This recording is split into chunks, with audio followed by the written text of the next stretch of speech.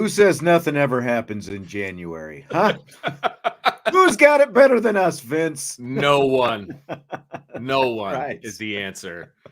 And I tell you, one of the people that works in my office is one of the biggest Michigan fans I think I've ever met. Yeah. But he is not like that overbearing, like in your face, like Okay. all That's the negative different. Michigan fans that I am aware of. I was going to say, that's very different. Yeah. He's just quietly wearing his Michigan pullover every day. And I said, hey, and we talked about the game, like had a football conversation. And like, I go, so how many days you going to be, wearing Michigan stuff? He's like, at least all of January, every day, at least. And it was actually pretty funny. I was like, hey, congratulations. He's like, that took a lot for you, didn't it? I said, yes, it did. I said, it hurt on the inside, but I like you. So, but right. Yeah, it's like the day after. It's like, how do you feel, man? Like, I didn't have a chance to talk to you about it. Like, it's just worst case scenario, man. Well, we broke down the championship game yesterday, and we had a photo, of a Michigan guy making a tackle in the game, and it ticked off, yesterday's listeners for even using that as the photo in our title card. So if that tells you how everybody else is feeling. Well, I mean, turn the page quickly because all kinds of news happening today. Yeah. It's, it started with the Pete Carroll news out in the NFL in Seattle, and Jesse and I will touch on that in rapid. Jesse's going to be in for rapid fire. Vince is doing the first half of the show. Yep. And he's got to go to one of his daughter's concerts tonight. The twins, double duty. Twin concert. Okay. Yep. And so they're splitting the show up tonight. Vince is doing mailbag. Jesse's in for rapid fire.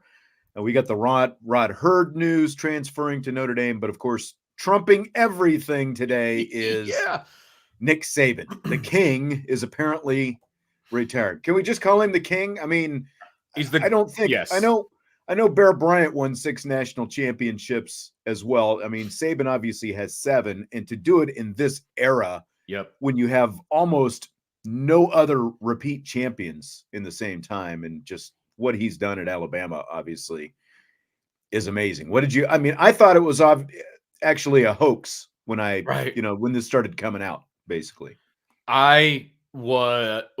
So I found out because you sent me the tweet. Like, I had no idea. I've been off social media all day just because I've been busy and doing other stuff. And it's like, all of a sudden you sent me this tweet, and I was like, that was completely off my radar. Like, I would not have anticipated that being the case, because I feel like, or I guess I felt like, if Saban was going to retire, it was going to be kind of an announcement made, even maybe at the beginning of the season, like, this is going to be the last year, and do like the farewell tour and like the whole thing.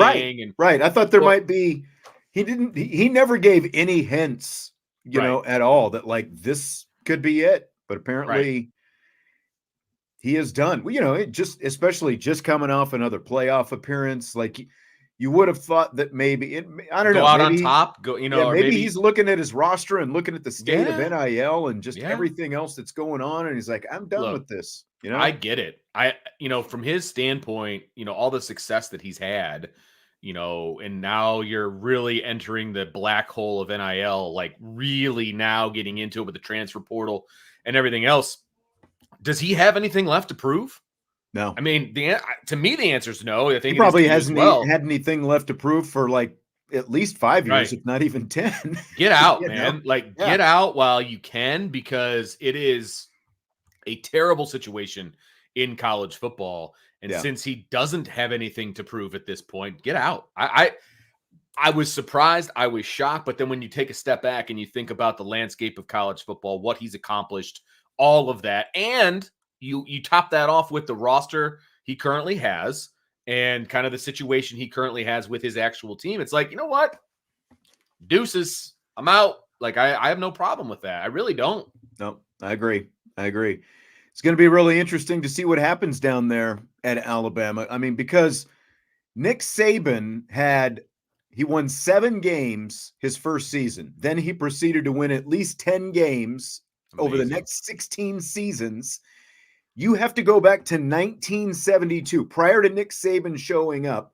From 1972 to 2005, they had a total of 16 10-win seasons. He did it in 16 consecutive seasons.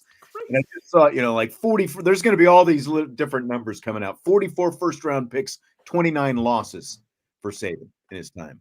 Unbelievable. I mean, every stat you're going to throw out is Yeah. going to be unbelievable because he's absolutely dominated the landscape of college football since he came back to Alabama. And I think people forget that he won a national championship before he was at Alabama. I do think people forget that to a degree, right?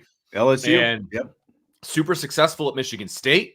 I can shared tell it with Pete Carroll, as fate would have it, as they both are leaving on the same day. This is true. I'll tell you this. My father-in-law is still pissed off at Nick Saban for leaving Michigan State because he's a Michigan State grad. Yeah. He felt like they were deserted, goes to LSU, wins the national title. Of course, the debacle in Miami, but then comes back to Alabama and just absolutely takes off. I mean, absolute. They were freaking buzzsaw in recruiting.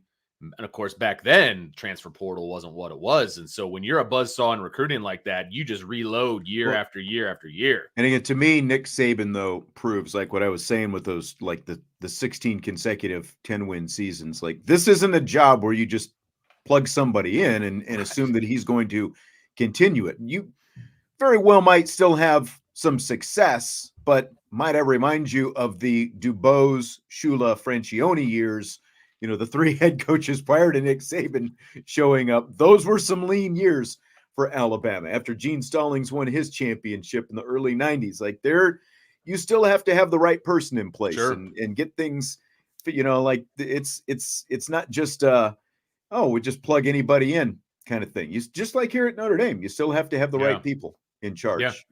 Let's swing this as we get to some of these mailbag questions that are lined up and in the queue, because there is a report, if that's what you want to call it, from Pete Thamel of ESPN. Here's what he tweeted within the last hour. With no likely internal replacements at Alabama, here's a quick projected target list: Dan Lanning, Kalen DeBoer, Dabo Swinney, James Franklin, Mike Norvell, and Marcus Freeman. He says all come with complications and big buyouts, as it's difficult to move entrenched coaches. Yes. No kidding. So, I mean, he basically took every successful, like upper echelon head coach. Yeah, that's not reporting. Sorry. And threw him, and threw him onto that list. But Brian Wrights says, I have no idea how reliable Instagram sources are, but I've seen the Marcus Freeman is a top candidate for the job. Is that realistic? My question to what I'm seeing is, why would he leave? I mean, if it ends up being more money, that would be a why would he leave. But, you can talk about it, where is it easier to recruit to, and those, like the why, like, to me, it would be about, like if someone's going to double his paycheck, you could see that, money does speak in a lot of ways. I personally think he's pretty happy. He seems pretty happy here at Notre Dame. What do you think? Do you think that there's anything? I don't think there's really anything to this Pete Thamel thing. To me, it's just the same as, when any coach gets fired, regardless if it's a head coach, coordinator, whatever it happens to be, and within 5 minutes, you see the list of here are the top targets kind of thing. People, immediately start throwing the darts at the board. Never going to say never, but I think it's highly unlikely.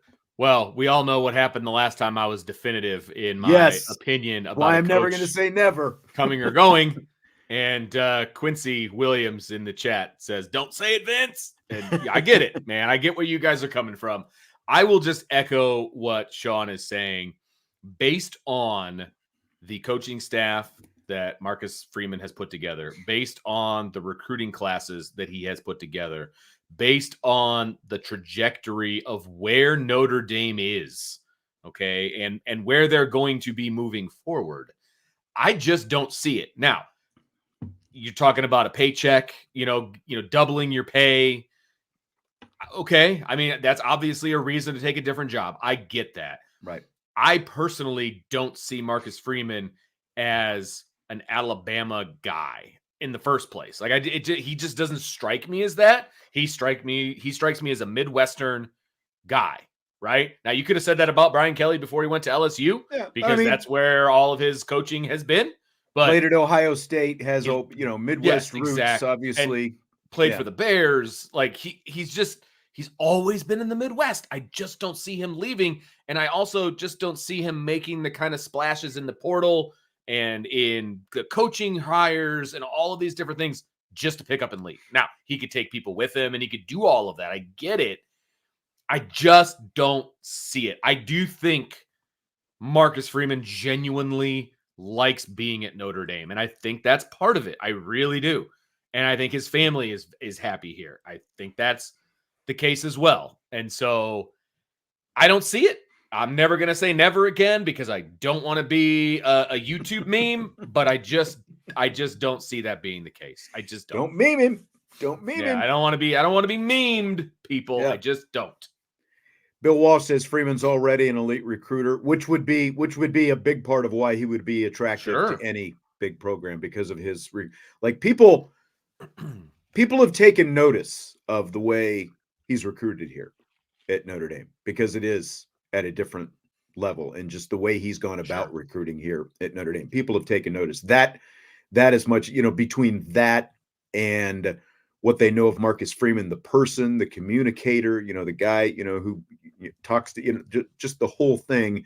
That's a big part of why he would be attractive. But, there's pressure at Notre Dame, obviously. But if you think there's pressure at Notre Dame, do you think there's pressure at the school following? I would not want to be the coach following in Nick Saban's footsteps with the 6 national championships. You're going to be expected to come in, and if you're not in the playoff next year, you might lose your job in year 1.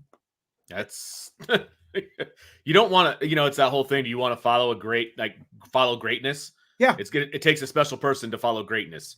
The first couple jobs that I had, I was fortunate that, there were some really good people who were in my position at, these different radio stations, but I was fortunate not to follow them immediately. I got to follow the guy who followed them.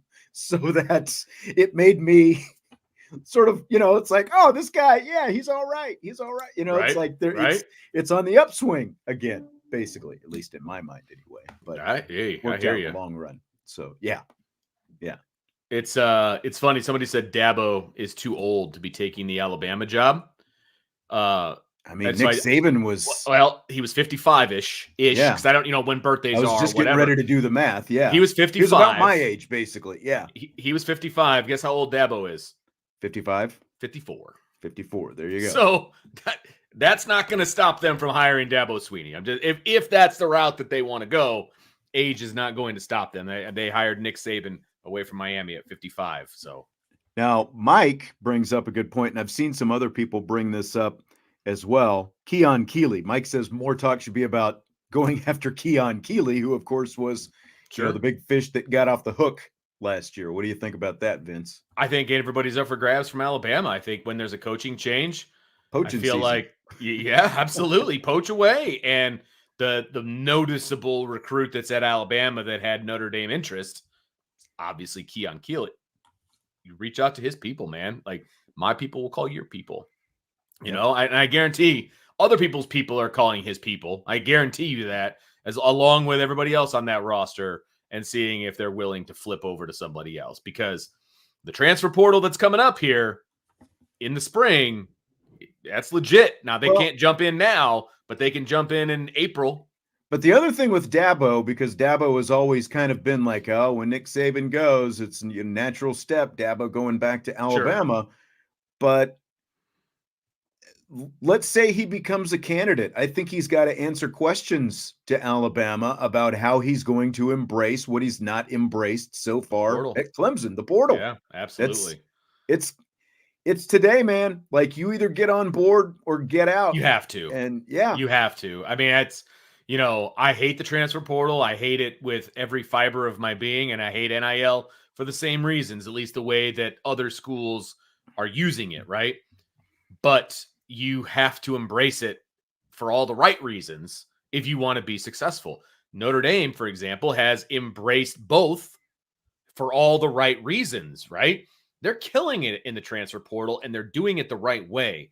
They're doing a pretty darn good job with NIL right now, and they're doing it the right way. So there's ways to do it, but you can't just ignore it. You can't pretend like it's not there. I mean, it's in a Dr. Pepper commercial, for gosh sakes. Like you have to embrace it. Otherwise, you're going to be left behind. And right now, that's who Clemson is. Yeah. And so I would understand Dabo being interested in this job. He took Clemson from absolutely nowheresville and built them up into a national power, right? He's not taking Alabama from nowheresville if he goes there. And with the uncertainty of the ACC, with the Florida State thing and the SEC just getting stronger and strong, like, it's an easy move if you're Dabo, if that's the direction that Alabama wants to go in. At least it's an easy move to me. Yeah, I saw, where did I see it? Joe Allen. Where does Tommy Rees go now? Oh. Jumps for 1 year after Bama, and Indy Sailor says Rees goes to the NFL. I don't know that he's necessarily in demand in the NFL just yet. I don't think he is either. Another couple years if they had some more success. Now, I will say, because again, not impressed with Jalen Milroe. And when you look at where the season started with Milroe finally becoming the quarterback, and the fact that that team with him as the quarterback was able to get to the playoff, you can knock Rees for some strategy and some play calling and difference, just like we did when he was here. But to move that offense with that quarterback, I do think you have to give him that. But I don't think that he is in NFL demand. I don't think so either. I think he's got a few more years at a big time program, and that's going to be a big, what will happen to Tommy Rees? I mean, and everybody's saying it in the chat, right? I think the obvious landing spot right now is LSU. They have an opening. They wanted him for that job when BK left Notre Dame. He wanted Tommy Rees to follow him. Is there sour grapes there because he stayed at Notre Dame? It could be. I mean, there's definitely a possibility, but I think that's the most obvious. But when you need a job, spot. Some of that stuff can go away pretty quickly. Oh, 100%. Right? And Brian Kelly needs an offensive coordinator with some experience. And right now, Tommy Rees fills that void, and it's also somebody that he knows and can keep his thumb where he wants it to be and all of those different things, right? So that's the obvious landing spot. Look, Tommy Rees is going to get a job someplace. I think that's more likely than the NFL. Right. Oh, I do. And even that, again, it makes sense because BK does need an offensive coordinator. Tommy Rees, it looks like, needs a job, and they obviously work together and everything else. But what is that relationship like after that separation a couple of years ago when Tommy decided to stay here and maybe things were said in the heat of the moment? Are those patched up just yet? From what I understand, there were a lot of things said in the heat of the moment.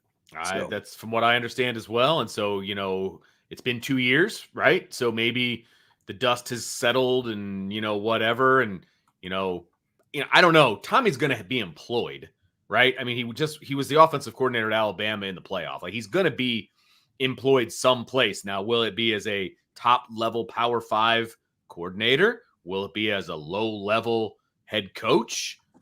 Who knows? But he's going to have a job. It's just, where's that going to be? It's in flux right now. It feels to me like unless Tommy Rees had to, he would never have gone the Jared Parker route that Parker just went. Like you were talking about, group of five type route. Like he was going to be. I think he definitely saw his path being spend at least 3 years at Alabama, and then that NFL thing that's always been in the back of everybody's mind, because Saban has sent a lot of former coordinators to the NFL. I think that was the path that Tommy thought he was going to be on when he went to Alabama. Completely agree. That changes now. So. Took a hard left turn. Yes. But if he does end up at LSU, then that path, I think, that trajectory potentially could still happen within a few years. Right. So. And somebody asked if Tommy would want to be under the thumb of Brian Kelly again. I mean, again, let's talk paycheck. If he becomes the offensive coordinator at LSU, he's going to be well compensated as opposed to being an OC other places, right? So, I don't know what Tommy wants. I haven't asked him. What other opportunities are out there. There's still plenty of openings floating around that haven't. The carousel, of course, is going to be, rotating for a while. And now that you've got this massive domino with Alabama, I mean, it's going to open up. Other things are going to open up. Yeah, the dominoes are really going to fall. I saw Lane Kiffin to Alabama. I think that's a really interesting one to me. Oh, that is interesting. I don't know. That would be, I don't know. I just feel like that could potentially be a train wreck. Man, I feel like where he is, Ole Miss Yes. is like the perfect spot for him because again, like when you talk about like he is overperformed so far with what he's done at Ole Miss.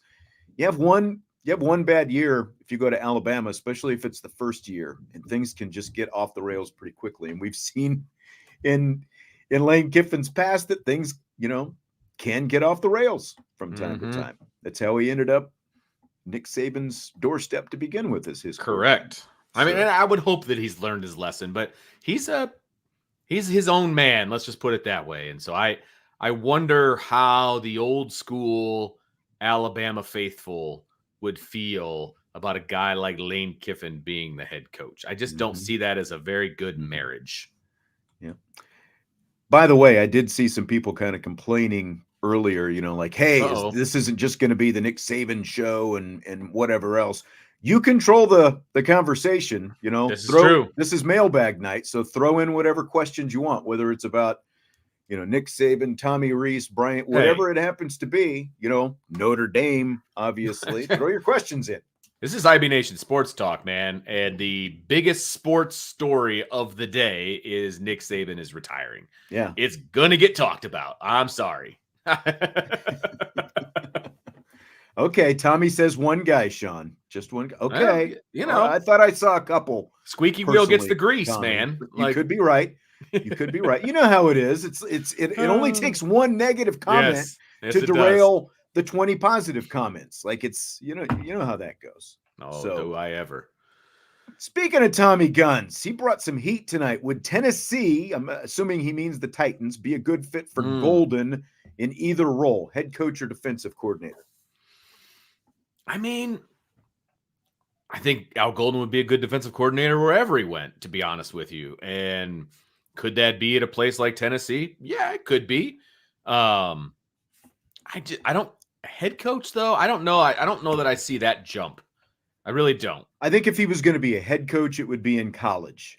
But if he's going back to the NFL, it's going to be as a defensive coordinator. That's what I think it's going. I don't think that he is like typically because one, there are so few college coaches who are able to seamlessly make the transition from college to the NFL, because even though they're the same sports, they're different games and there are different things at play. Now, Golden obviously has the NFL background because of the time that he spent with Detroit in Cincinnati, but at the same time, he was a position coach. He's just a linebackers coach. Yeah, like he's never been a coordinator. He wasn't a coordinator even at that level. That's a big jump, man. And it's been so long since he's been a head coach even in college. I just feel like, the stuff that he is running is NFL type stuff, and I can see him being in demand. Now, like whether Tennessee is a good fit for him as a coordinator, I mean, you got to hire the head coach first, and that's really where the fit starts to come along, is who your head coach is going to be, because he's going to be the one,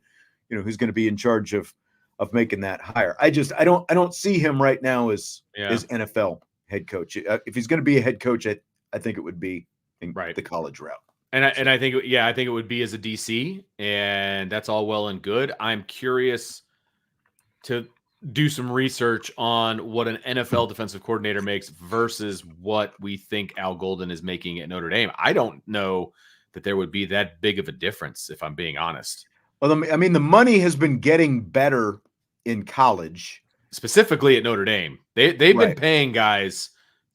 I mean, look, they just made Mike Denbrock the highest or one of the highest offensive coordinators in the game, right? And you would think Al Golden would be like, hey, this guy right here, one of the best defenses in the country, don't forget to pay me.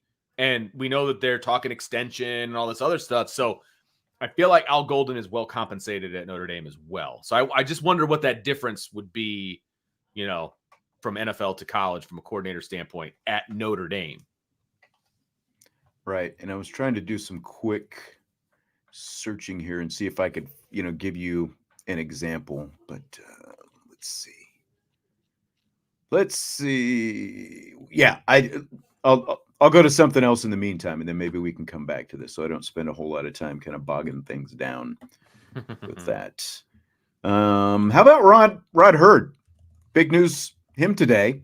We've been kind of waiting Yeah. to see if he was going to transfer, and he's going to transfer from Northwestern to Notre Dame. And Salty wants to know, how will he be used? Is this bad for Jaden Mickey? No, I think it's bad for whoever like a Don Schuler. I think that's who it's bad for because, based on everything that I've seen and, reading what Brian put out, he's being recruited as a safety. He's not being recruited as a nickel. He played nickel. Really? I thought he was more nickel material. So, well, based on what I read from Brian, that's what I'm going to go off of. I will cite my source. He said he's being recruited as a safety, not as a nickel. He played a lot of zone as a nickel at Northwestern, which was okay. That's not really what Notre Dame does. And he was subpar in man-to-man. And so he's been specifically recruited at Notre Dame to play safety. So I don't think he's coming in to be a nickel. Interesting. All right. Let me see. Let me go back and look at something. I want to make sure that we're on the same page with this. Yeah, I think you're right. I think there's going to be I think this spring is going to be interesting to see if he's at least in the mix there at nickel, Sure. or what they're thinking about him between him and Mickey and Jordan Clark. I think Clark, in from Arizona State. I think Clark has Clark a better, and Mickey, I think, would be yes, the two primary guys battling. But again, bingo. Like would Hurd kind of end up, like at least in the spring, be in this mix, to see what kind of competition they can get out of it. But they obviously need some help at safety. Now, like they brought Carter in last year, and they thought that he was going to give him some help at safety, but that didn't necessarily work out that way. But at least Hurd, comes from a higher level one. He comes from a Power 5 conference, obviously, and he's played at a higher level even, than Antonio Carter did before he came here. So, yep. Absolutely. It's funny all the different people that people are saying are going to Alabama. Like, if you're Kirby Smart, are you leaving Georgia? I mean, what's the benefit? Right. Yeah, what's that's a lateral, if not a step down. He's right basically now. built his program to look exactly what Alabama's look like, and he's lost 2 games in the last 3 years and won 2 national championships where he is. He obviously knows what the resources are like. So if he thinks that that there would be some benefit for him going to Alabama instead of continuing along at Georgia, okay, maybe. But it just looking at it from the outside, there doesn't seem to be any need for Kirby Smart to go to Alabama. Like he's already built, his model of what Saban was doing there. And I would actually use a lot of the same argument for Sarkisian at Texas. I don't know that that's the big step up that people are making it out to be. Well, Texas has a ton of resources. That's what I'm saying. Texas going into the SEC, I don't think it gives him any, more leg. And again, he's been at Alabama already as well. So he knows, like, sure, if he thinks that there is some benefit, then he could take it. But you're at Texas where, again, the resources there are virtually unlimited. If I'm Sarkisian and now I'm going into the SEC and there's not going to be Nick Saban there, they already just beat Nick Saban, in Tuscaloosa this year, but Nick Saban is gone now. I would be feeling pretty good about taking Texas into the SEC coming off the program's first playoff appearance. And now I don't have to deal with Saban. That's one more big dog down, and I'm feeling pretty good about myself. And he's already recruited the heck out of it at Texas. I don't think there's any reason for him to, feel like he would need to go there. Those 2 coaches in particular, I don't think, this is Vince talking, I don't think they look at Alabama as a huge step up. And both of those institutions can also pay them whatever they would get paid at Alabama as well. They could use the rumor mill and everything else to their benefit and maybe get a raise out of the deal, and that would be fine. But I just don't see, again, I could be very wrong about this. Maybe they're just licking their chops wanting to go back to Alabama. But from the outside looking in, I don't see that as a big step up. I just don't. Here's your X factor. Looming around out there, Urban Meyer. It'll be very interesting if we ever actually know who Alabama starts to target. You know what I mean? Like to sift through the wastewater and the actual truth, of who Alabama has on their quote unquote short list. Like I've seen in our chat, well, Marcus Freeman's on the short list. No, he's not. So like, you got to sift through the wastewater to find the truth, and I'm interested to see who they go after. I really am.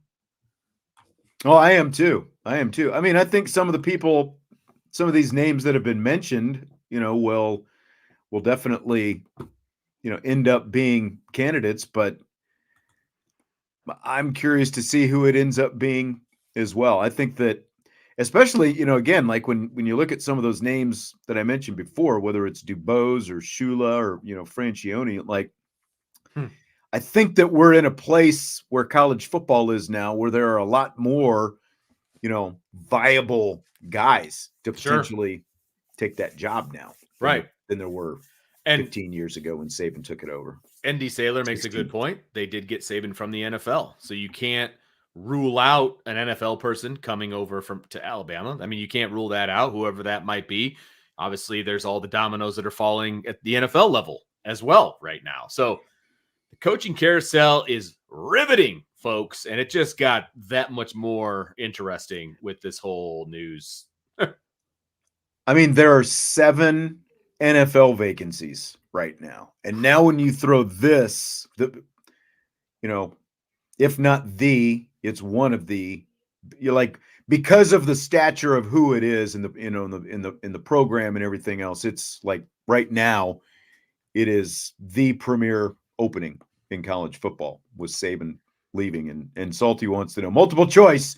Saban retiring on account of A, age, B, recent changes in college football, C, career goal satisfaction, D, Tommy Rees. I would say there's a percentage that would qualify for all 4 of these.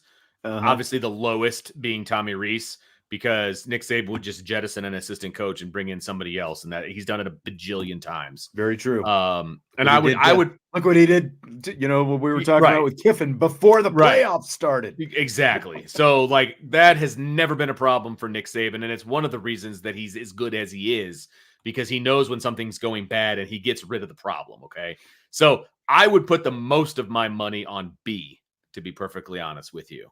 And then followed closely by C and then A. So what did you say? B and then I said C and B, then C, A, and I B, guess C, you A, could D. throw. I guess you could throw D at the end, but yeah. Let's just call it how it is, baby. Let's just call it how it is. There's a guy that's living in Seattle right now that's unemployed.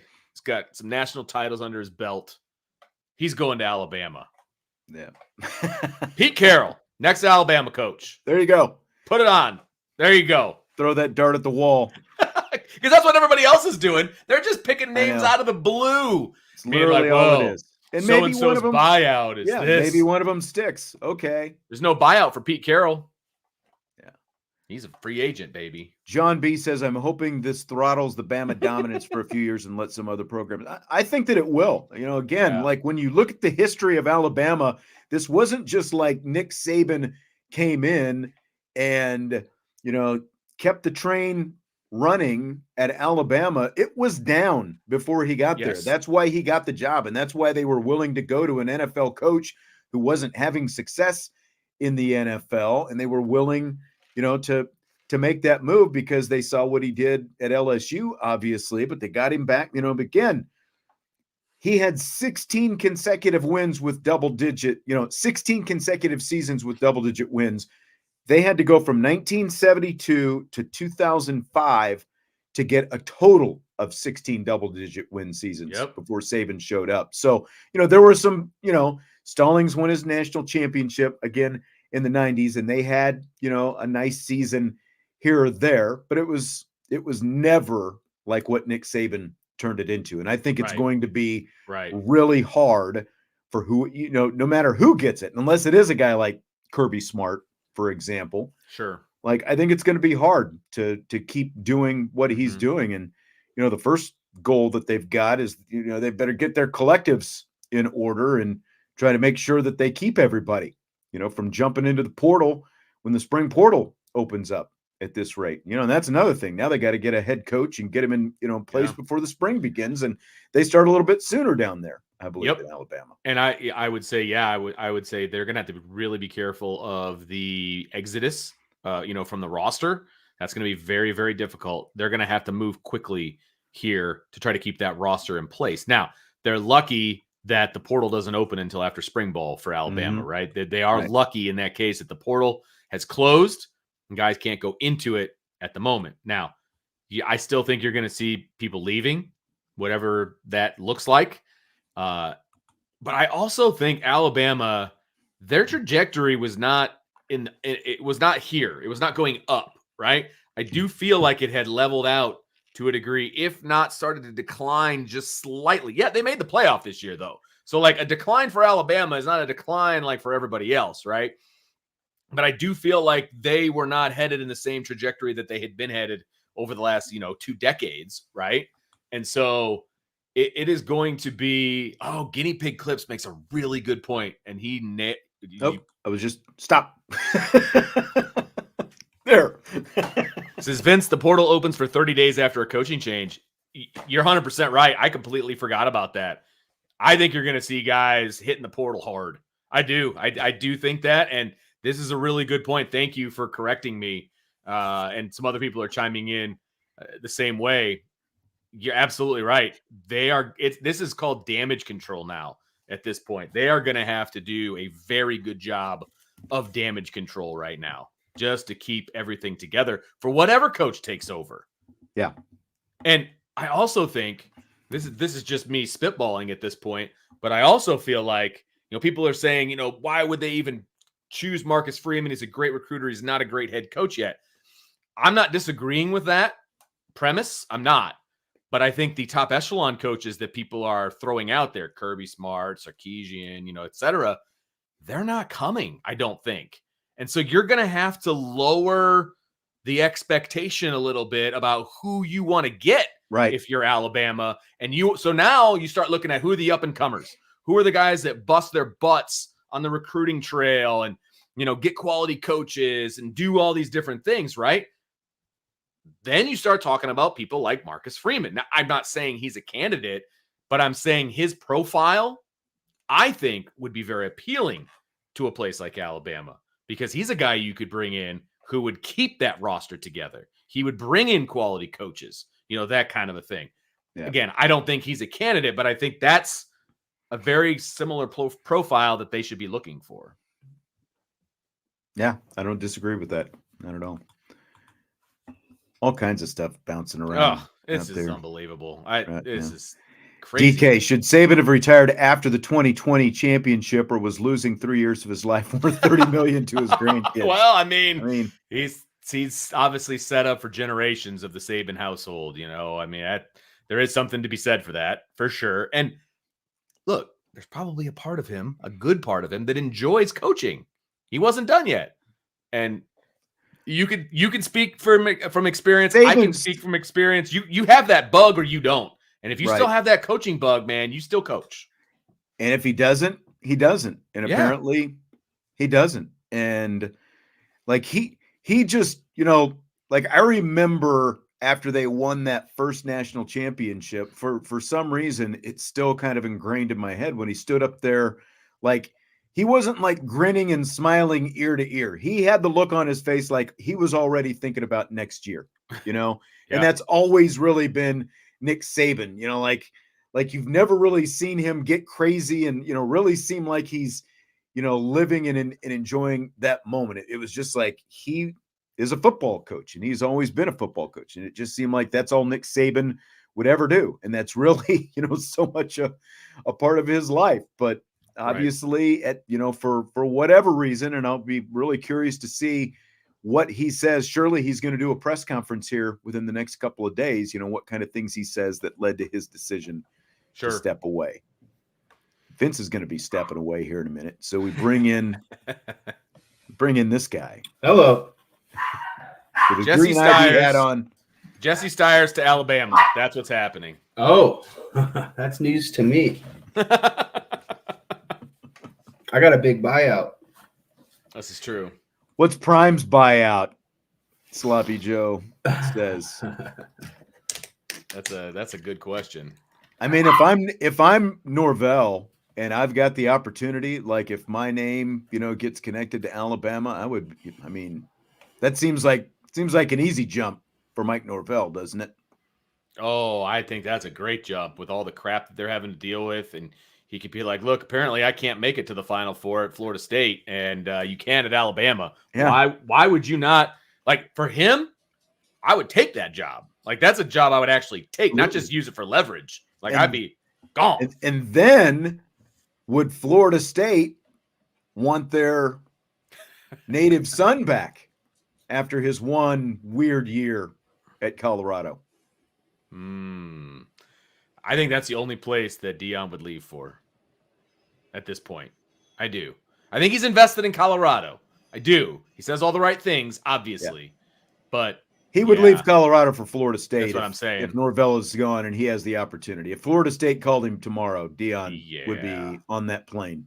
I agree. Have his son down there as a quarterback with his old number and everything. Like, come on. How could you, as a father, how would you not? Like, I would love to take my kids to my alma mater if I was him and have them play for the same team that I played for, wear my jersey number. Like, come on. That would be, that's a no-brainer.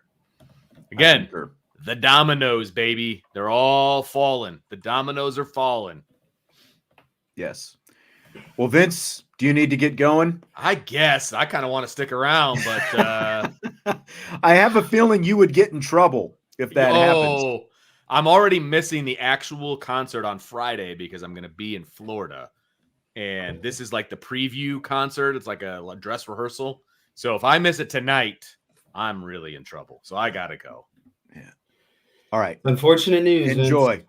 Yeah, I know. You guys have a good time. Thanks for hanging with me. And enjoy like the craziest college football news day of the year without me. Appreciate it, guys. I'll talk to you later. Okay. Sounds good. Bye, Vince. Andre says those were regular season wins, right? Are we talking about the wins I was referring to with Nick Saban? Because, I mean, like, bowl wins count, and playoff wins count for overall win totals. So, like, Saban's double-digit win totals, those are bowl wins included, because just like with Marcus Freeman and Brian Kelly before him, the bowl victories count for your record for the season. So if that's what you're talking about, Andre, yes, like they're not just regular season wins. They are all wins that you have. Well, Jesse, you're here. Are you ready for rapid fire? Yeah, I thought you were going to ask me about Nick Saban, but I am. Well, we'll get into it here. Let's just start it off, since that's what we've been doing. We've been doing a lot of Nick Saban talk and everything else. Rapid fire. What do you think of the news of the day? Nick Saban retiring after 17 years and 6 national championships at Alabama and a 7th title when you factor in what he did at LSU as well. Yeah, I mean, I think overall the number one superlative that comes to mind is just shocking. And I say shocking just because there was no rumors about it. There wasn't any expectation about it. But then when you sit back and think about it, I guess I didn't expect him to go out this way, but I kind of figured it might be coming soon.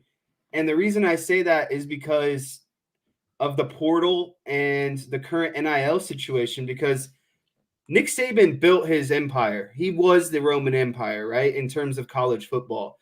He had the recruits. He had them consistently coming in. He was churning out national championships, playoffs appearances, whatever it might be. And then they introduced the portal and the NIL, and it really put him back to square one, right? Because it leveled the playing field. It was no longer about Saban could just get every recruit, and once one guy graduated, it was just the next 5-star stepping in after him. Didn't have the depth anymore, right? And so if I'm Nick Saban and I've gotten to the peak of the mountain, and then they introduce this NIL and portal, and I got to go back to square one, I'm just going to say the hell with it and get out of here, right? Like, why start over again when you were already at the top of the mountain? It just doesn't make sense for Nick Saban anymore. And so, I mean, we saw it early on when he was getting frustrated in the interviews talking about what's his name down at Texas A&M that just got let go, Jimbo Fisher. right? And so it was already, you could tell it was already bothering him or it was already agitating him. And again, when you're at the top of the mountain and you got the recruits stacked up, you've built your dynasty, you've built your empire, and then slowly it starts cracking brick by brick with the NIL and the transfer portal. Why would you go back to square one? He already went up that mountain. He's 73 years old. You know, I don't think he's no longer fit to go back up that mountain. Yes. Sliced bread, DK. Sliced bread. Yes, that was one of the quotes of the millennia, I think, so far. But yeah, no, you're exactly right. You know, look, like with everything that Nick Saban has done, and I think like there's an argument that this season getting to the playoffs, especially when you consider the miracle against Auburn, that this could be considered one of the best coaching jobs that Nick Saban has ever done. You know, just what he did this year, getting to the playoffs with Jalen Milroe as the quarterback after what they went through, you know, coming into the season, trying to figure out who the quarterback was even going to be. And, you know, again, like winning what they won with him as the quarterback, I think that there's a real case for this as his best coaching job. But, you know, again, like to kind of go back through the resume, he won 7 games in year one, and then he proceeded to win at least 10 games in 16 consecutive years to close out his career, where he won 6 national championships. And as I've said a couple different times, Alabama, before Nick Saban, they went from 1972 through 2005 with a total of 16 double-digit win seasons. And then he did it 16 years in a row to close his, you know, career at Alabama. So it's amazing. So again, I don't think it's a slam dunk that whoever takes over this job at Alabama, with very few exceptions, like if it happened to be a Kirby Smart or whatever, very few exceptions, I don't think that you can just assume that whoever gets this job is going to continue to win at the same kind You're of not clip just going that to pick up Nick where Saban it's won left at. off at this point. Yeah. I mean, like Bill Belichick couldn't even keep his own clip up, you know, without Tom Brady as his quarterback. It's crazy because, you know, I obviously everyone is already talking about, you know, potential candidates. Well, I'm going to be frankly honest with you. If I'm a candidate, what makes Alabama appealing in the current landscape of college football? It is already hard enough with the portal and the NIL. You have to go with where you are establishing roots at. It's not just you can go someplace and just take over and continue to win, right? Like I would be more comfortable, for example, like someone like Marcus Freeman, somewhere where I've already got myself established in and I've been working and churning this thing out for a year or two, then just pick it up and go to Alabama, because Alabama isn't the Alabama anymore. You're not just going to get recruits because your name is Alabama, right? Like that's part of the reason why Saban left. And so these coaches, I get it, it's Alabama, but I don't think it's going to be Alabama that Saban built up. It's not, you can't just go over there and take over like you used to. I would be more comfortable at a place in the current landscape, because of how much parity there is year to year in college football, with being somewhere where I've established my program for a few years. No, exactly. And to the, again, we talked about this at the start of the show, but I know we've got new people kind of jumping in. There was the Pete Thamel. Pete, of course, one of the reporters from ESPN, who included Marcus Freeman on his list of potential projected targets. Dan Lanning, Kalen DeBoer, Dabo Sweeney, James Franklin, Mike Navarro, Marcus Freeman as well. You know, am I going to say never? No, I'm not going to say never, but I just don't think that job is that much more attractive than the situation that he has now. And when you look at the fact, again, as we said earlier, do you really want to be the guy following Nick Saban, especially where all the expectations are right now? There are high expectations at Notre Dame, and they haven't won a national championship since 1988. Nick Saban is leaving with 6 national championships and just a handful of years removed from his last win, and all the double-digit wins that we talked about. The bar is set considerably higher there. I wouldn't want to be the guy who's following Nick Saban in that job. Nothing's ever going to be a win there. Yeah. Other than winning a national championship right out of the gate. That is it. But then the thing is, as you said, like NIL and the transfer portal have leveled the playing field so much that again, we'll find out when Nick Saban holds his press conference or, does whatever and actually comes out and says, Michael Hahn, yes, Ray Perkins, you're exactly right. Like we'll find out, what Nick Saban says about why he's leaving, but you have to think that between his age, how long he's done it, the success that he has had doing it, and what college football has become with all these things that are working against him now, I think with Saban gone, this is really going to level the playing field. Like I was saying before, if I'm Sark at Texas and I'm going into the SEC, I'm feeling really good about where I am now after just going to the playoffs and going into the SEC without Nick Saban. I'm feeling much better about my chances every SEC today coach than I was a should couple feel some days ago. bit of relief, Mizzou should feel good. Ole Miss should feel good. LSU should feel good. Some of those teams that have been right on the brink for, the last couple of years, but couldn't get over that Alabama hump. I mean, I feel like that's a sigh of relief for literally every coach in the SEC. Yeah. Tommy Gunn says, not sure if Thamel is the guy I'd call clueless. I mean, he's not clueless. He's doing what everybody does when a job like this comes open. You start throwing some big names.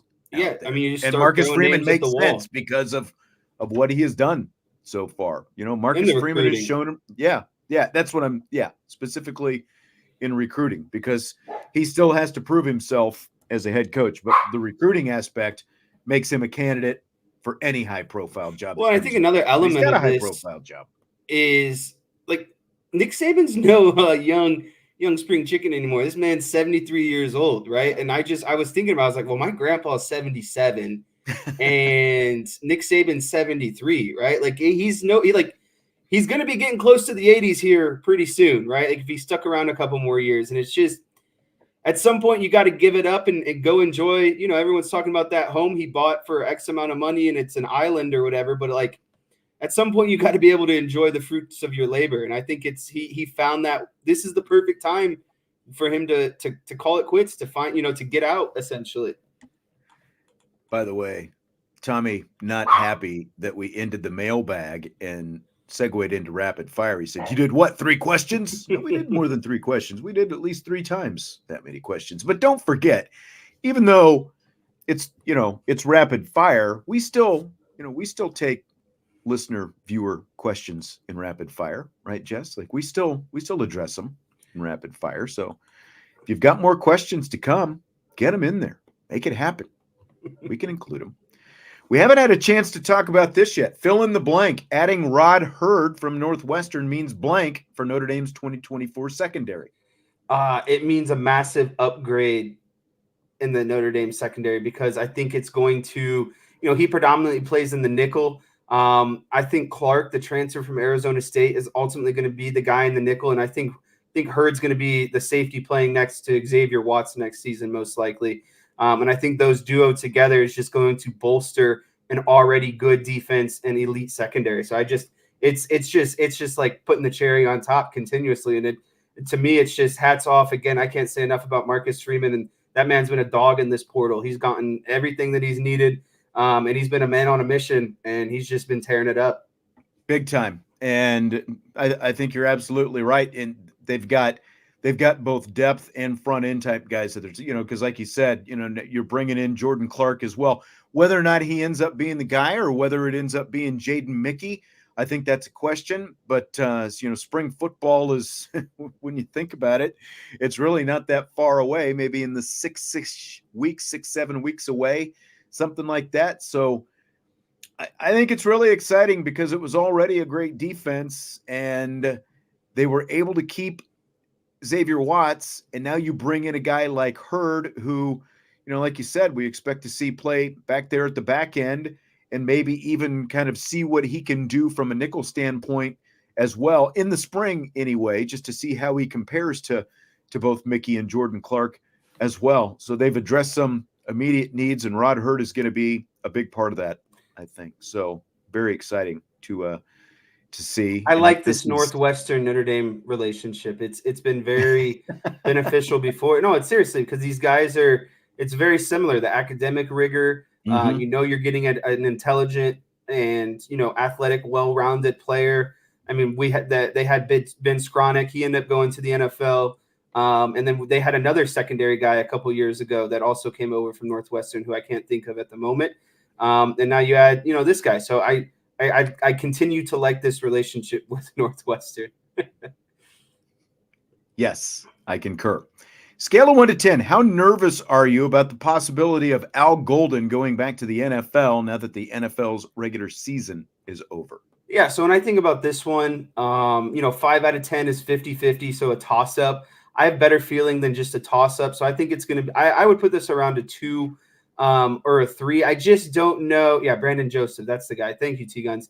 I just don't know who his connections are in terms of guys potentially being interviewed for possible positions, right? Because whoever gets hired has to have connections to Al Golden or have some sort of relation to Al Golden of being, this is a guy I want to bring my defensive coordinator into. And while Notre Dame has had a good year as a defensive coordinator, they're still at the college level. And I still think there were a couple of defenses better than him this season, like Michigan, Georgia, those types of defense. I think, I just don't think that Al Golden's name is at the top of the list. And then again, you have to consider who his connections are potentially in these open or vacant positions going forward. So, I just feel like if that were the real intention, there'd be more rumblings about it at this point and about him in the NFL. The only thing I'm more so worried about was him jumping to within the college realms. Yeah, again, we talked about this a little bit in the mailbag. I think it was a Tommy Guns question, actually. And I think if he goes to the NFL, it's going to be a coordinator. Yes. Like if you're going to leave to take another college job, it's going to be to become a head coach. And there are 7 vacancies right now in the NFL.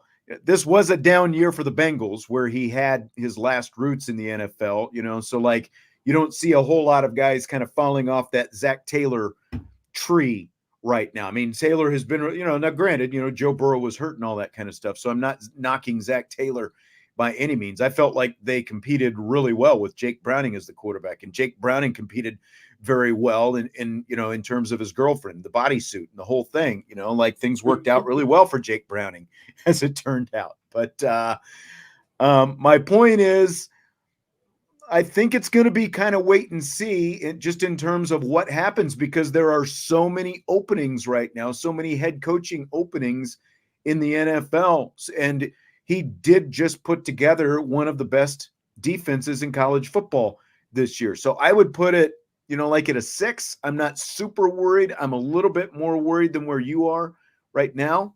I think he'll be okay. But again, it's like, who ends up being in these jobs and what kind of potential connection they might have to Al Golden. Well, I think another thing is, on paper, yes, Notre Dame has had a good defense, but their defense hasn't been put on the national spotlight, right? And so I think if you're Al Golden and Marcus Freeman, this is still the accumulation of building up. It just reminds me so much of what Michigan just did, right? Like piecing this together over a couple years, a few years. It feels like that's what Marcus Freeman and Al Golden are doing. It's like, okay, now we got the defense ready. Now, the offense is taking a step in this direction. And so once Notre Dame's as a team performs on a national spotlight, AKA like the playoffs next year, and Notre Dame's defense then performs well, I think then you get more spotlight. That's when he's going to be in even bigger demand. Right, yeah. Because you're going to be on the national stage. Him or stage. Anybody on this staff. Yeah. Right, you're going to be on the national stage. More people, more eyeballs are going to be on you. And if you perform well at that level, that's when you're going to start to get even more interest. I just don't know how much interest that they have peaked, beating North Carolina State, beating Duke, beating Stanford. I just don't see that as a big enough spotlight yet on this program and coaching staff to have enough national attention. Don't disagree. Andre, how will this coaching retirement change the landscape of college football? I presume he's talking about Nick Saban. Who will want to take the job after a living legend? I would not want to. I would not want to follow. I think you're going to see a trend of a lot of younger coaches, because I think it's going to take a lot more work and coaches who are eager and hungry to work harder in the recruiting trail, honestly, because that's what it's going to come down to with this transfer portal is you're going to have to work even harder in the recruiting trail. So I think you're going to see a trend of some of these, what's the like pension guys getting seeing their way out of college football potentially, and you're going to see a wave or trend of younger coaches because again, you're introducing a new style and landscape into football, and so when these younger guys are coming in, that's all they know, right? And so these older guys have experienced the past, and now they're trying to adjust to the now or the current. And they're just going to say, the hell with it. I'm done with this. I don't want this. I'm in the back half of my career. I've already put in my time. And so I think, again, you're going to see a more common trend of younger coaches. And I mean, you're kind of seeing that right now, just with like some of these guys who are having a lot of success in the, just look at Marcus Freeman as an example. I mean, Harbaugh is not that old. Harbaugh is probably a little bit older than Saban was. We were talking about that. Saban was like in the 55-year-old range when he took the job at Alabama. And you're seeing guys that age and younger having a lot of success right now in college football. Someone just put in the chat, Logan Diggs officially committed to Ole Miss. Interesting. Makes sense because that Judkins kid just went to Ohio State. Yeah. Isn't that crazy, though? That guy was the leading back in the SEC, the prominent back in that offense, and he's still going to Ohio State where they have Travion Henderson. Well, that and, apparently he thought he was supposed to have some input on how the offense I heard about was that. run there. He kind of went into the office and said, this is how I think the offense should be run. Which is like, that is NFL level stuff, man. Like for a player to walk into the head coach and say, coach, I'm not really digging how you're running these plays. This is how I think it ought to be. I don't know if you follow Lane Kiffin on Twitter at all, but he's a funny follow. And he quote tweeted Judkins' announcement and Judkins' mother basically responding to the commitment as well. And I'm always like, is this a troll job or is he genuinely happy? You never know. You never know with Kiffin if it is a troll or and everyone's exactly. I know it's about the money, but still, you're the lead back in the best conference in football. I don't like that's to me that's more important than money.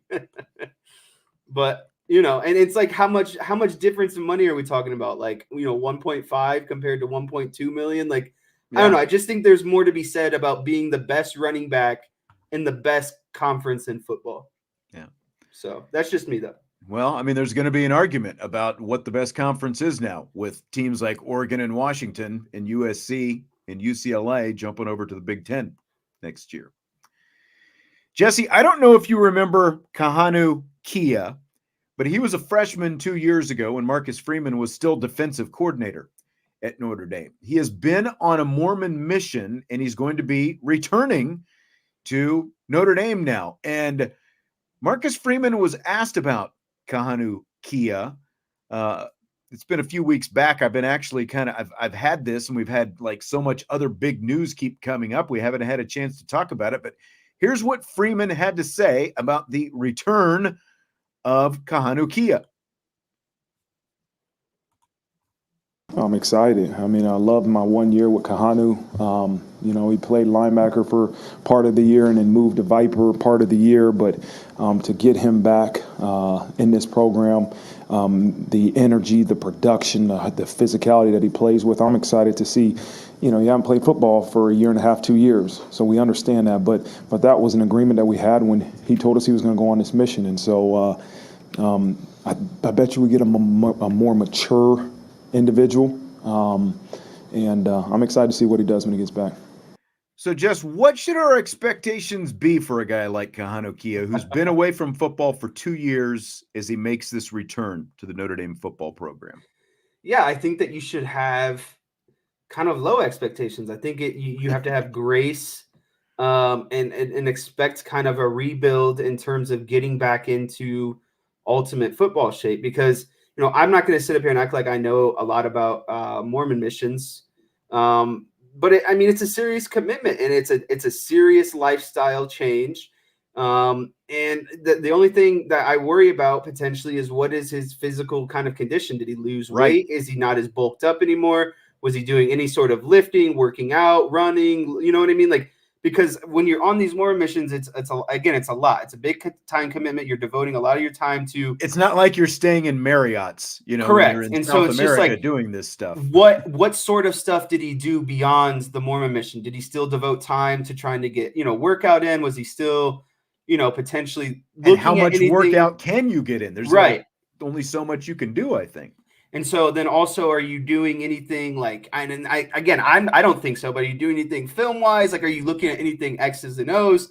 And so there's going to be, again, a kind of a rebuild back or transition back into football. But I think the positive side that you can look at this is now more mature men. You're getting a guy who's 2 years older. You're getting a guy who, if he stays his whole time at Notre Dame, he's going to be a fourth year potential senior that's 2 years older than everyone. So he's going to have the frame to be more, dominant and mature. And I think he can definitely provide depth at the outside linebacker / Viper position, specifically the Viper position that is kind of not the hole in the defense. Just, I don't think anyone knows the direction of where that position is kind of headed going forward. Yeah. I mean, this was a 3-star guy coming out of high school, so there was, sort of a little bit of a project anyway. But I mean, like, I remember like being in high school, it's like we had, like summer weights, but not near, and again, this was high school, not near the kind of like off-season conditioning that even high school kids have right now. And like, so when we came back to practice, at the beginning of practices in August, it was like, boom, it hit you like a brick wall because you'd done some stuff, but like you weren't even anywhere near what it was like for football condition. And I've got to imagine that's what it's going to be like for a guy like Kia being away for 2 full years, from football. So I think it's going to take some time to kind of get reacclimated. You hope that he's been able to do some stuff.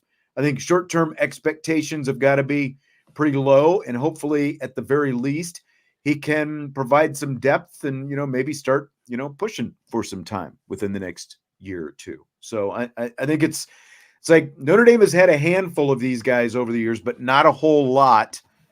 So I'll be really curious to see what he does turn into here as he kind of progresses through the program as he gets back in. So Mike Bray posted a picture of himself with Micah Shrewsbury together before last night's Notre Dame Georgia Tech game in Atlanta. Bray, of course, is an NBA assistant with the Atlanta Hawks. And Bray said, Irish and ATL program is in such great hands with Coach Shrews. What do you think of this Mike Bray move that he made, Jess? I think it's a classy move. There's no reason for Mike Bray to post something like that.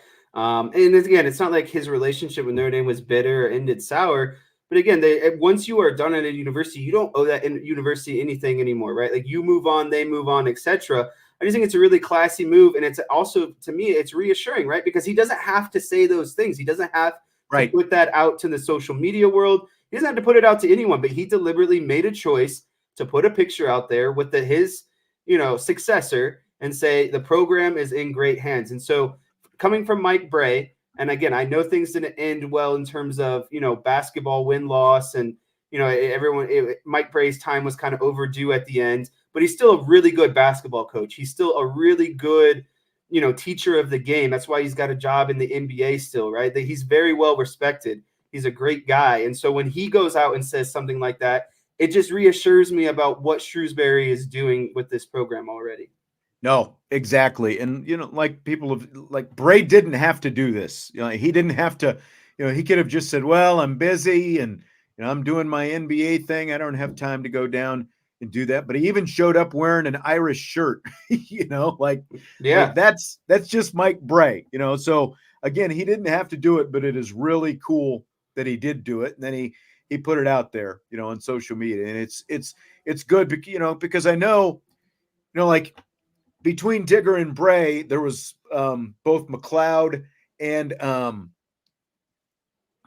Matt Doherty for his one, so there were like a couple guys in between, but like Digger Phelps was always very supportive of Mike Bray, when Mike Bray was the head coach, so it's good to see that kind of connection that you've still, Mike Bray still being so relative, with it being recent, with him leaving the program, that he is this supportive and in there for Micah Shrewsbury and showing both Shrewsbury and the program that kind of support. Yeah, to me, it just feels like it really weathers the storm for a lot of doubt that I think people might still have currently. Right. For a lot of people, maybe you would have needed a little bit more time to pass, Yeah. to do something like that. But Bray's in there right away.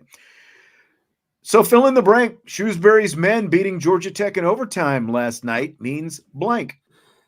They are continuing along the correct projection, right? Like I just think they're continuing, and it's just so refreshing to see how they have played ever since Shrewsbury called everyone out. And I know I keep coming back to this, but it's significant, and you're seeing the results of it. And so, it's very easy for a coach just to kind of go along with the motions, knowing that he is not in a good spot in his first year in terms of roster, having the right guys he wants, but he's not making excuses. He's putting his foot down and saying, hey, we need to play better. We're going to play better. And ever since then, they've been doing that. And so, they're back to me they're on that right projection of they're not going to look like crap. They're not going to beat everyone, but they're also not going to lose to everyone. And they're going to be, able to compete in the ACC. And I think that is the perfect amount to ask for if you're a Notre Dame fan in this first season.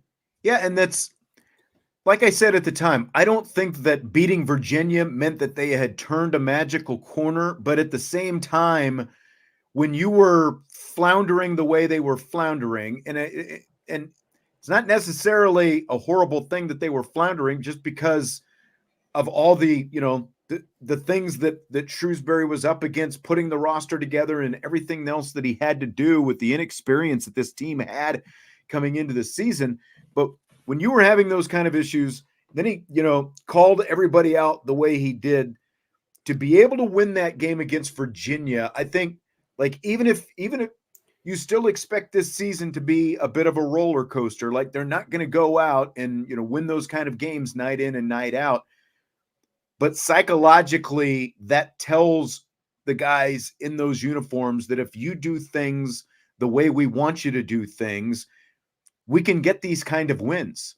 And so for that to happen, it put in the back of their heads that they can do it. And they have looked like a different team since then. And last night wasn't perfect, but the fact that you can go on the road and beat a team of at least equal caliber on the road and pick up a conference win like that. And I loved seeing on social media, what happened afterwards. It's like, celebrate the wins. There are people who, have that attitude, act like you've been there before and all that kind of stuff.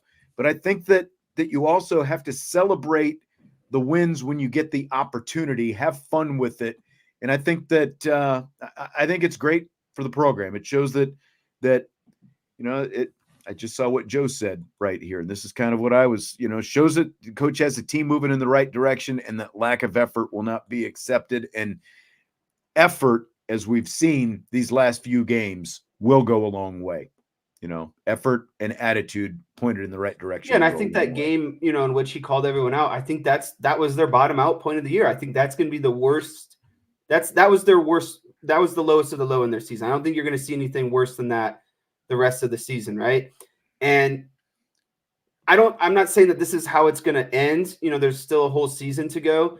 But if you told me at this point right now the men would have more conference wins than the women, I'd tell you that you're crazy. And it's the case right now. And again, I know it's not going to end like that. But if you told someone on paper, beginning of the season, and we stopped on January 10th, and you said the men would have more conference wins than the women, no one would believe you. But they've grinded out some of these conference wins. And that's what they're going to continue to do, I think. Yeah. For the women, it's just a matter of getting everybody healthy. And getting everyone synced up. When people are when there's time off like that, and you introduce such a big, a star-studded player back into the lineup, everyone's got to adjust. You got to figure out what those rotations look like, what those minutes look like, how your game can complement their game, and their game can complement everyone else's game. It's just going to take a little bit to get refreshed and synced back up, I think. Yeah, again, it's a couple months away from tournament time still, but with the men to be able to do what they're doing right now, just get hot right before the tournament. If they can keep doing it, even if you're plucking away a little bit under 500 in the ACC going into the conference tournament, you've got to feel like, hey, we can win any game that we go out there. And that's the kind of stuff that Shrewsbury's teams did at Penn State, in his 2 years there at Penn State. And he said it before, the only goal is get better as the season goes on, and then you feel like you can do anything. You got that opportunity at the end, right? Yeah. And that's why they overachieved come tournament time when he was at Penn State. And I think that's a big thing to look forward to. Is you want to be that team if you're Notre Dame, the team that's not at the top, but that team that's in the middle of the pack that everyone looks at and says, man, I really don't want to play that team because if we don't show up, they're going to give their heart. I mean, they're going to play with effort. They're going to play with hustle. And if we don't play our game, they can knock us off. That's the kind of team that they are going to be in this tournament. Is if you don't perform or if you have an off night, Notre Dame has the opportunity to beat you. Well, that's why I like that there's so much more focus and emphasis on the defensive side of the ball because, that Duke game as an example, they didn't beat Duke, but defense kept them in that game till the end. They didn't quite have the horses to pull it off. Louisville, right? Yeah, but you keep playing like that, and then you add a few guys over the next year or so, and it's all going to pay off in the long run. This is still a long game for Shrewsbury, and I think it's going to pay off in the long run. But I think it's good that we can find, that we're starting to see some tangible signs of that it's not all just going to be despair because they've got this young, inexperienced team. They're going to compete with some teams. And I think that's kind of fun to see as we get to see this play out in front of our eyes here. Fill in the blank. It's blank that Pete Carroll is out after 14 years as the Seattle Seahawks head coach. It's shocking. And I think I saw something today, and the entirety of the Seahawks franchise that made the playoffs 10 times, Pete Carroll made the playoffs 10 times as well. Like everyone up to Pete Carroll made the playoffs 10 times. Pete Carroll himself made the playoffs 10 times. And again, this is another one of maybe comparable to Jim Harbaugh. You could say what you want about Pete Carroll here and there, wonky guy, but great coach, wins everywhere he goes, right? And to me, I think the real thing that we learned about Pete Carroll is when Russell Wilson left, he still took a Geno Smith-led team to the playoffs. He still competed and had, good teams with Geno Smith. And so to me, that shows it's not the players, it's the coach. The coach can win with just about anyone. Oh, Joe, I know Vince would be right there with you. Joe says, sweet justice, still despise him from his criminal USC days. The other side of that, K-Max says, tough to see him go. Press conference was rough. I haven't seen the press conference yet, but I thought I was shocked when the Pete Carroll news came out, and then Nick Saban said, hold my beer, I was going to say. But I mean, this is just the fourth time in 14 years Pete Carroll has been in Seattle that they didn't make the playoffs. The most successful coach in the history of the franchise, won national championships in college and won a Super Bowl. One of three coaches to win championships at both levels. Jimmy Johnson, Barry Switzer, Pete Carroll, the only three to win a college football national championship and win a Super Bowl. You know what two of those Pretty guys amazing. got in common, right? It's the team that we're not supposed to say. Is that like when we get people stirred up if we say the name? Jim Harbaugh, by the way, Bobby Ross, the only other coaches to win a college national championship and even get to a Super Bowl. So they're in pretty select company themselves. But I was shocked. I just found out today, by the way, don't know why I didn't know this before. Pete Carroll, 1977, was a graduate assistant for Lou Holtz at Arkansas. Didn't know that. I did not. Like I said, I just found that out today. Felt like that was kind of amazing. So now we had these questions in here earlier. Tyler Evans, thanks for the super chat. Who's ready for NFL playoffs and do we believe? Thank you, Tyler. We have year? to answer this question because you paid us $5. That's right. Cannot avoid it.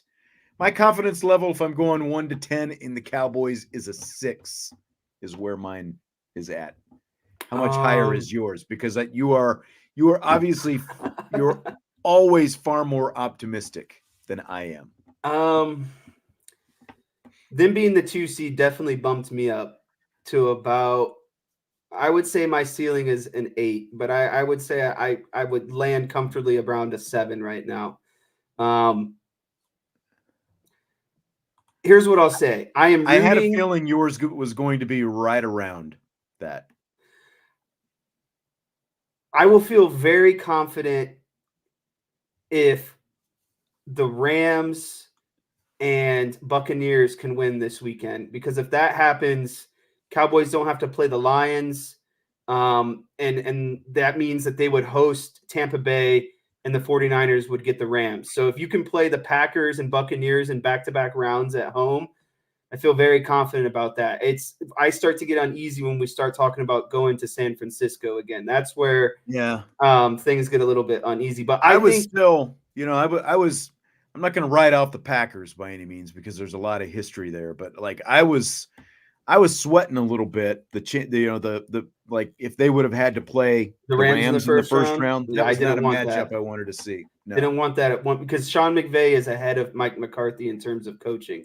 Yes. And I think that's going to be, if they flounder in the playoffs, it's going to be because of penalties or clock management or overall just coaching issues. But the real thing I'm concerned about right now is Dan Quinn leaving for Seattle. So, but that's a different discussion. Like going back to that Pete Carroll thing. I think that is a very real thing. Legion of Boom and all that. Like, I think that's very real.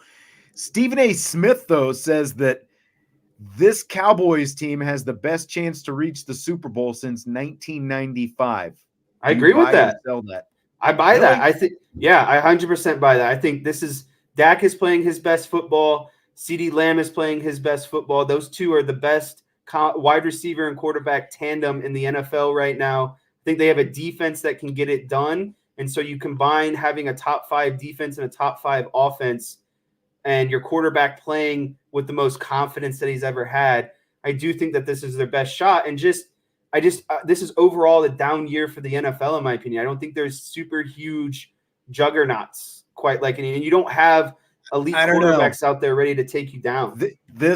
Thank you, Michael. This was about to roll off my tongue. Damn you, Patrick Creighton. 2007 was supposed to be it. They had the number 1 overall seed, 13-3. And then here comes Eli and the Giants rolling into Texas Stadium. And Patrick Creighton, thanks for dropping that wide open pass. Patrick Creighton changed the whole. But it was all Tony Romo. Don't get it twisted. Right, it's always Romo's fault. That's right. That's exactly right. DK says if the Cowboys were a character on Seinfeld, why would they be Newman? I think that they're Kramer, if anyone. Just so sporadic. You don't know what's coming. Week to week, you think you know what you're getting, and then here comes crazy Kramer coming through the door, and it's a completely different, off-topic, crazy situation that they got going on. I think so as well. Mike Huff, going back to Marcus Freeman in the recruiting, needs to get Keon Keeley, the decommit who ended up at Alabama. I think that's it's a big opportunity potentially. Get Keon back up here at Notre Dame. Let's see what happens. I don't know. All right. Well, on a day of all kinds of crazy you're killing me, Sloppy Joe, with the Quincy Carter. Oh my gosh. See, and this is why people don't appreciate Tony Romo enough, because if you watch the Cowboys in the Quincy Carter, Quincy Carter years, even the Drew Bledsoe, there were so many bad quarterbacks that came after Troy Aikman before Tony Romo. It's why you have to appreciate Drew Tony Bledsoe Romo more than Tony Romo gets appreciated. That's right. Poor Drew Bledsoe gave way to both Tom Brady and Tony Romo. Tough career, right? Oh, man, I tell you what. All right, well, that's going to do it for tonight. Appreciate all the questions today. We'll be off tomorrow because I've got a Notre Dame women's basketball game, so I'll be doing that. They're hosting Boston College tomorrow, so no show for us tomorrow night, but we will be back Friday at 5:00 with the Rapid Fire show. So we will do that. And I saw somebody say, hey, maybe we need to throw some mailbag in there. We'll make it / a mailbag on the Rapid Fire show on Friday. We can do that for you always.